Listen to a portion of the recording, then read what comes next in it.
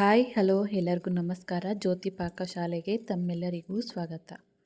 ನನ್ನ cooking videos ನಿಮಗೆ ಇಷ್ಟ ಆದಲ್ಲಿ ಜ್ಯೋತಿ ಪಾಕಶಾಲೆ ಚಾನಲ್ನ ಸಬ್ಸ್ಕ್ರೈಬ್ ಮಾಡ್ಕೊಳ್ಳಿ. ನಾನು ಈ ದಿನ ತುಂಬಾ ರುಚಿಕರವಾದಂತಹ ಹಾಗೂ ಆರೋಗ್ಯಕರವಾದಂತಹ ವೀಳ್ಯದೆಲೆ ರಸಂ ಮಾಡುವ ವಿಧಾನ ತೋರಿಸ್ಕೊಡ್ತೇನೆ. ಶೀತ ಕೆಮ್ಮು ಆದವರು ಈ ರೀತಿ ವೀಳ್ಯದೆಲೆ ರಸಂನ ಮಾಡಿ ಅನ್ನದ ಜೊತೆಗೆ ತಿನ್ನೋದು ಅಥವಾ ಹಾಗೆ ಕುಡಿಯೋದು ಮಾಡೋದ್ರಿಂದ ತುಂಬ ಹಿತ ಅನಿಸುತ್ತೆ. ಹಾಗೂ ಶೀತ ಕೆಮ್ಮಿಗೆ ಈ ವೀಳ್ಯದೆಲೆ ರಸಂ ರಾಮಬಾಣ ಅನ್ಬೋದು. ಆರೋಗ್ಯಕರವಾದಂತಹ ಈ ವೀಳ್ಯದೆಲೆ ರಸಂ ಮಾಡುವ ವಿಧಾನ ನೋಡೋಣ ಬನ್ನಿ.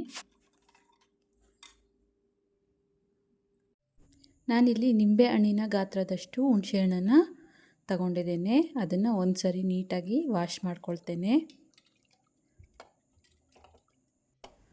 ಮತ್ತು ಇದನ್ನು 5ರಿಂದ 10 ನಿಮಿಷ ನೀರು ಹಾಕಿ ಚೆನ್ನಾಗಿ ಇದನ್ನು ನೆನೆಸ್ಕೊಳ್ತಾ ಇದ್ದೇನೆ.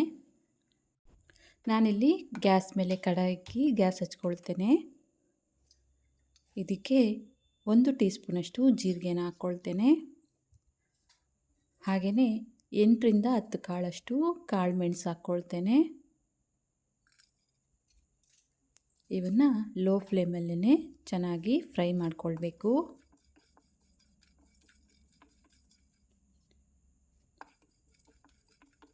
ನೋಡಿ, ಕಾಳು ಮೆಣಸು ಜೀರಿಗೆ ಫ್ರೈ ಮಾಡ್ಕೊಂಡಿದ್ದಾಗಿದೆ. ಗ್ಯಾಸ್ ಆಫ್ ಮಾಡ್ಕೊಳ್ತೇನೆ. ನಾನಿಲ್ಲಿ 4 ವೀಳ್ಯದೆಲೆನ ತಗೊಂಡಿದ್ದೇನೆ.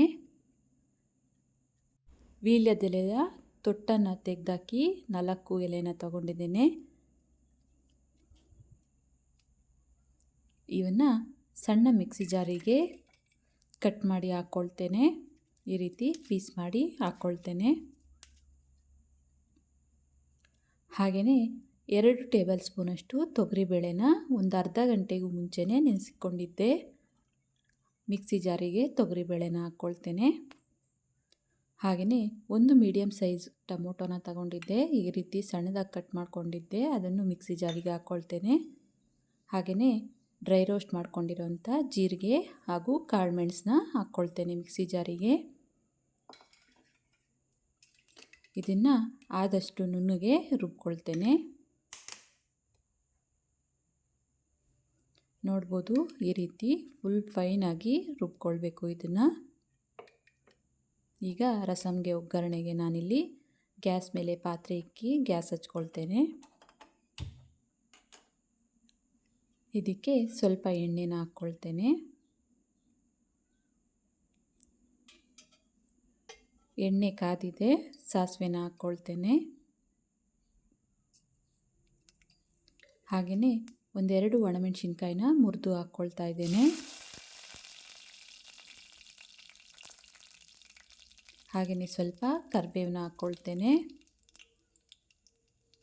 ಈಗ ಇದಕ್ಕೆ ರುಬ್ಬಿರೋಂಥ ವೀಳ್ಯದೆಲೆ ಪೇಸ್ಟ್ನ ಸೇರಿಸ್ಕೊಳ್ತೇನೆ. ವೀಳ್ಯದೆಲೆ ಪೇಸ್ಟ್ನ ಹಾಕಿ ಎಣ್ಣೆಗೆ ಚೆನ್ನಾಗಿ ಫ್ರೈ ಮಾಡ್ಕೊಳ್ಬೇಕು. ನಾವು ಹಸಿ ವೀಳ್ಯದೆಲೆನೇ ರುಬ್ಕೊಂಡಿರೋದ್ರಿಂದ ಚೆನ್ನಾಗಿ ಎಣ್ಣೆಯಲ್ಲಿ ಫ್ರೈ ಮಾಡಿಕೊಂಡ್ರೆ ರಸಂ ತುಂಬ ಟೇಸ್ಟಿಯಾಗಿರುತ್ತೆ. ನೋಡಿ, 2ರಿಂದ 5 ನಿಮಿಷ ಚೆನ್ನಾಗಿ ಫ್ರೈ ಮಾಡಿಕೊಂಡ ನಂತರ 1/4 ಟೀ ಸ್ಪೂನಷ್ಟು ಅರಿಶಿನ ಹಾಕ್ಕೊಳ್ತೇನೆ. ಚೆನ್ನಾಗಿ ಇದನ್ನು ಮಿಕ್ಸ್ ಮಾಡ್ಕೊಳ್ಳೋಣ. ಮಿಕ್ಸ್ ಮಾಡಿ ಮತ್ತೆ 1-2 ನಿಮಿಷ ಇದನ್ನು ಬೇಯಿಸ್ಕೊಳ್ಳೋಣ. ರಸಂ ಟೇಸ್ಟ್ ಚೆನ್ನಾಗಿರಬೇಕು ಅಂದಲ್ಲಿ ಈ ಪೇಸ್ಟ್ನ ಚೆನ್ನಾಗಿ ಫ್ರೈ ಮಾಡ್ಕೊಳ್ಬೇಕು ಎಣ್ಣೆಯಲ್ಲೇ. ನೋಡಿ, ಎಣ್ಣೆ ಎಲ್ಲ ಸೈಡಲ್ಲಿ ಬಿಟ್ಕೊಂಡಿದೆ. ಈಗ ಇದಕ್ಕೆ ಹುಣಸೆ ಹಣ್ಣನ್ನು ಚೆನ್ನಾಗಿ ಕಿವುಚ್ಕೊಂಡು ಹುಣಸೆ ಹಣ್ಣಿನ ನೀರನ್ನ ಸೇರಿಸ್ಕೊಳ್ತಾ ಇದ್ದೇನೆ.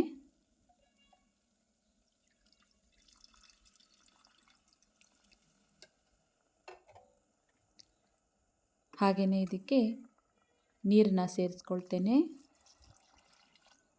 ರಸಂ ನಿಮಗೆ ಎಷ್ಟು ತೆಳ್ಳಗೆ ಬೇಕು ಅಂತ ನೋಡಿಕೊಂಡು ನೀರನ್ನ ಆ್ಯಡ್ ಮಾಡ್ಕೊಳ್ಬೋದು. ನೀರನ್ನು ಹಾಕಿ ಚೆನ್ನಾಗಿ ಇದನ್ನು ಮಿಕ್ಸ್ ಮಾಡ್ಕೊಳ್ಳೋಣ. ಹಾಗೆಯೇ ಇದಕ್ಕೆ ರುಚಿಗೆ ತಕ್ಕಷ್ಟು ಉಪ್ಪನ್ನು ಸೇರಿಸ್ಕೊಳ್ತೇನೆ. ಹಾಗೆಯೇ 1-2 ತುಂಡಷ್ಟು ಬೆಲ್ಲನ ಸೇರಿಸ್ಕೊಳ್ತೇನೆ. ಹುಳಿ ಹಾಗೂ ಬೆಲ್ಲ ನಿಮಗೆ ಸ್ವೀಟ್ನೆಸ್ಸು ಅಥವಾ ಹುಳಿ ಎಷ್ಟು ಬೇಕು ಅಂತ ನೋಡಿಕೊಂಡು ಹಾಕ್ಕೊಳ್ಬೋದು. ಈಗ ಪ್ಲೇಟ್ ಮುಚ್ಚಿ ಇದನ್ನು ಬೇಯಿಸ್ಕೊಳ್ಳೋಣ. ನೋಡ್ಬೋದು ರಸಮ್ ಚೆನ್ನಾಗಿ ಕುದೀತಾ ಇದೆ. ತೊಗರಿಬೇಳೆನ ನೀವು ಕುಕ್ಕರಲ್ಲಿ ಬೇಯಿಸ್ಕೊಂಡಾದರೂ ರಸಮ್ಗೆ ಸೇರಿಸ್ಕೊಳ್ಬೋದು. ನಿಮಗೆ ರಸಮ್ ಎಷ್ಟು ಗಟ್ಟಿಯಾಗಿ ಬೇಕು ಅಥವಾ ತೆಳುವಾಗಿ ಬೇಕು ಅಂತ ನೋಡಿಕೊಂಡು ನೀರನ್ನ ಆ್ಯಡ್ ಮಾಡ್ಕೊಳ್ಬೋದು. ನೋಡಿ, ವೀಳ್ಯದೆಲೆ ರಸಮ್ ರೆಡಿ ಆಯಿತು. ಕೊನೆಯದಾಗಿ ಇದಕ್ಕೆ ಸ್ವಲ್ಪ ಕೊತ್ತಂಬರಿ ಸೊಪ್ಪನ್ನ ಹಾಕ್ಕೊಳ್ತೇನೆ. ಕೊತ್ತಂಬರಿ ಸೊಪ್ಪನ್ನು ಹಾಕಿ ಚೆನ್ನಾಗಿ ಇದನ್ನು ಮಿಕ್ಸ್ ಮಾಡ್ಕೊಳ್ಳೋಣ.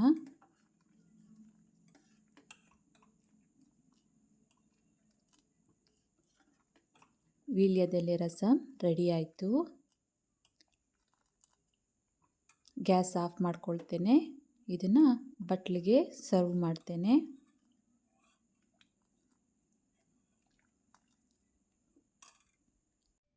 ನೋಡಿದ್ರಲ್ಲ ವೀಳ್ಯದೆಲೆ ರಸಮ್ ಮಾಡುವ ವಿಧಾನ.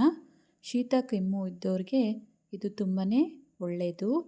ಮಕ್ಕಳು ಸಹ ತಿನ್ಬೋದು, ಆರೋಗ್ಯಕ್ಕೂ ಒಳ್ಳೆಯದು. ಈ ರಸಮ್ ರೆಸಿಪಿ ನಿಮಗೆ ಇಷ್ಟ ಆಗಿದೆ ಅಂದ್ಕೊಳ್ತೇನೆ. ಇಷ್ಟ ಆದಲ್ಲಿ ಈ ವಿಡಿಯೋಗೊಂದು ಲೈಕ್ ಮಾಡಿ. ಯಾರೆಲ್ಲ ಸಬ್ಸ್ಕ್ರೈಬ್ ಮಾಡ್ಕೊಳ್ದೆ ವಿಡಿಯೋ ನೋಡ್ತಿದ್ದಲ್ಲಿ ಪ್ಲೀಸ್ ಸಬ್ಸ್ಕ್ರೈಬ್ ಮಾಡ್ಕೊಳ್ಳಿ. ಈ ವಿಡಿಯೋ ಹೇಗನ್ನಿಸ್ತು ಅಂತ ಕಮೆಂಟ್ ಮಾಡಿ. ಹಾಗೆ ಈ ವಿಡಿಯೋ ಇಷ್ಟ ಆದಲ್ಲಿ ನಿಮ್ಮ ಫ್ರೆಂಡ್ಸ್ ಆ್ಯಂಡ್ ಫ್ಯಾಮಿಲಿ ಮೆಂಬರ್ಸ್ಗೆ ಈ ವಿಡಿಯೋನ ಶೇರ್ ಮಾಡಿ. ಧನ್ಯವಾದಗಳು.